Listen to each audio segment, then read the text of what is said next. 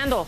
Like a swarm of locusts descending from the angry heavens, the president has been plagued by scandals his administration just can't seem to shake. From spying to lying, from guns to the IRS and Benghazi. How do these issues rank in terms of their damage to the administration and, worse, to America? Well, we have decided to put together a list of these landmines to see what the president has navigated and which ones will tear apart his legacy and cause the most carnage. He racked them up. We'll count them down. Obama's Scandal Countdown. Welcome to it. This is The Independent.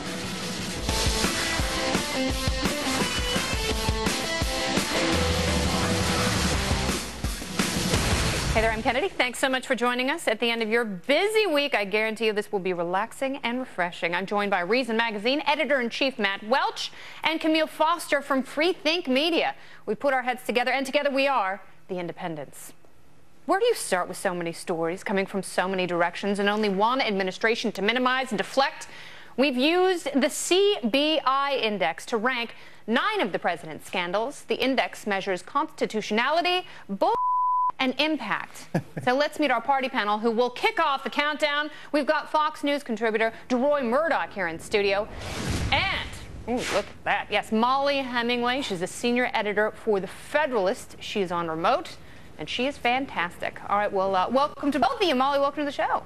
It's great to be here. Excellent. Let us begin with the IRS. It falls at number 9 on our countdown. Certain political groups knew something was fishy when they were being targeted in a surprisingly partisan way by a supposedly nonpartisan agency. Groups with terms like Tea Party and Patriot in their exemption applications were curiously singled out in a big election year. Groups were asked the political affiliation of their officers, names of donors, and their position on certain issues. It sounds pretty politically pointed when you're seeking tax-exempt status. Lois Lerner, the silent sexpot who headed the tax-exempt groups, tried to blame the improprieties on low-level workers in Cincinnati. Oh, that old ruse. Come on, Lois. Well, let's get into the countdown and figure out how devastating is this first scandal. Matt Welch, I will start with you.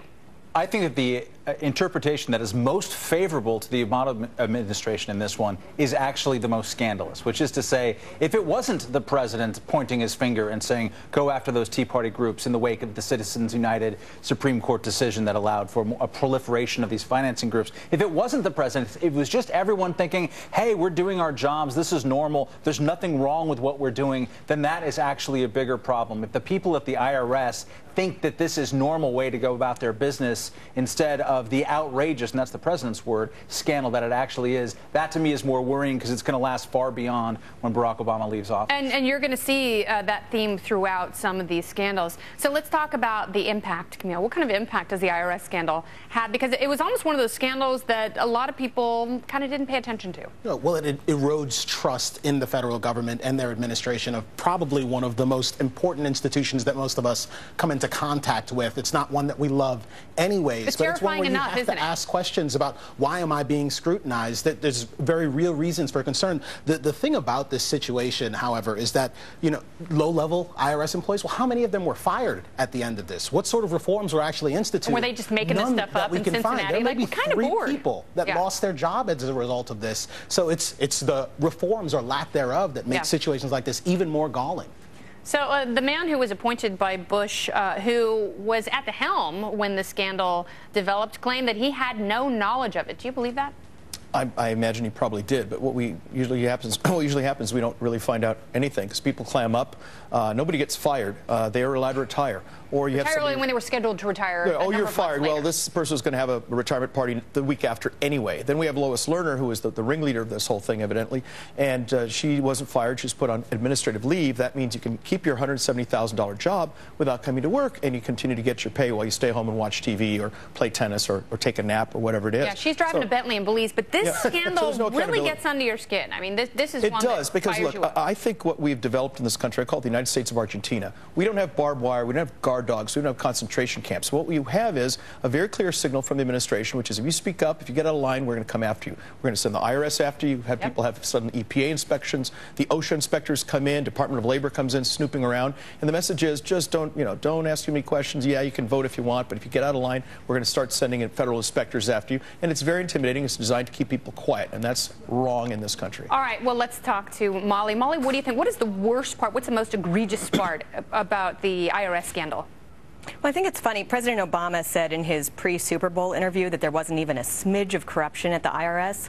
And what's funny about that is they already admitted that they did it. I mean, they're the ones who told us. They said they were inappropriately targeting these people. And I totally agree with Matt on his point, which is the best case scenario is if someone at the White House had told them to do it. But I think we all know that they just suspect that they came up with this plan on their own. And that is so much more disturbing than if someone had actually made them do it. And they think we're dumb. And you'll see that as a theme running throughout the countdown as well. Let's move on to number 8 on the countdown, the Fast and Furious scandal. It was an operation that armed Mexican drug cartels where the feds allowed weapons from the U.S. to walk into the hands of suspected gun smugglers so they could be traced to bigger cartels. The ATF lost track of hundreds of firearms, many that were linked to crimes, including the fatal shooting of Border Patrol agent Brian Terry, allegedly by illegal aliens, armed with at least 2 AK-47 rifles, trafficked by Fast and Furious suspects who had not been arrested by the ATF. Eric Holder came under fire after he told Congress that he first heard of Fast and Furious over the last few weeks. Well, Congress later obtained memos that clearly showed Pinocchio Holder knew of the operation at least a year before he was held in contempt of Congress. Now, how fitting that we have 2 journalists on our panel today. Well, 3, including our illustrious co-host Matt Welch, who's the editor of a magazine, but 2 of our panelists are journalists. And number 7 on the scandal list is the war on journalists. Eric Holder again makes an appearance here, this time by subpoenaing phone records for the Associated Press and naming Fox News reporter James Rosen as a, quote, criminal co-conspirator for a story on North Korea. Rosen's phone calls were tracked and personal emails were probed. So how does this rankle the CBI? This ranks terribly in the CBI, in large part because this is one of many cases in which Obama ran as the other guy. He ran against this sort of Bush-Cheney criminalizing reporting. He just made reporting actually a criminal offense. He subpoenaed all the records of the AP people. They have prosecuted 8 leak cases under the Espionage Act, a terrible law anyway, from 1917. Good Lord. Then up until that point in American history, we've only had 3 prosecutions before. Imagine if George W. Bush had gone after journalists in the same way that Obama has now. Imagine the headlines on that kind of thing. Oh, yeah. And Molly, I want to ask you, I know that you have covered many of the president's scandals. As a journalist, were you surprised by this? Is there precedent for this kind of snooping and egregiousness? Well, there's always this problem, but it has been particularly bad in this administration. And what I find so interesting about it is the press have been so easy on President Obama. And I don't know if that means that he doesn't respect them and feels like he has greater latitude to do these types of things. But we're talking about more than 100 AP reporters who had their phone records seized. We're talking record-level lawsuits for FOIA claims. Nobody can get their FOIAs answered. It's a serious problem. It's been a serious problem in previous administrations, but it's getting worse. Yeah, no, and that's a good point, because when you file a FOIA claim, it's the Freedom of Information Act, you expect to get the information that you are legally due to read, and this administration has been blocking that like a good goalie. And politicizing it, too. There have been frequent reports about how disproportionately blocking people like the Daily Caller, people on the right side of the political spectrum, when they make their requests. So it's been politicized. This is true of think tanks as well. There's some think tanks, like I think the Competitive Enterprise Institute. They have trouble getting FOIA requests, but the Sierra Club, okay, the documents come right over today. In fact, also what they'll do is the groups on the left don't have to pay for photocopying. The groups on the right have to pay for each page that's copied. If you're getting thousands of documents, that'll add up very quickly. Yeah. I mean, oh, go ahead. James Risen from the New York Times, not to be confused with James Rosen, but they're both in the crosshairs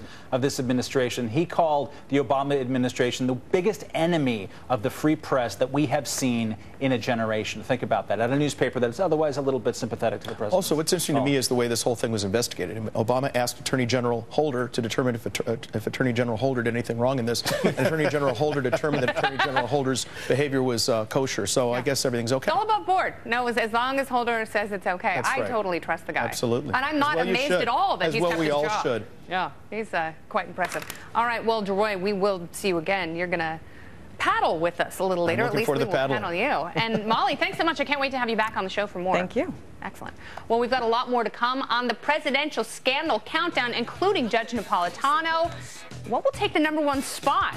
Coming up next, bad talking points, the First Amendment under fire, and droning U.S. citizens. What difference does it make? Find out next. If you want to know.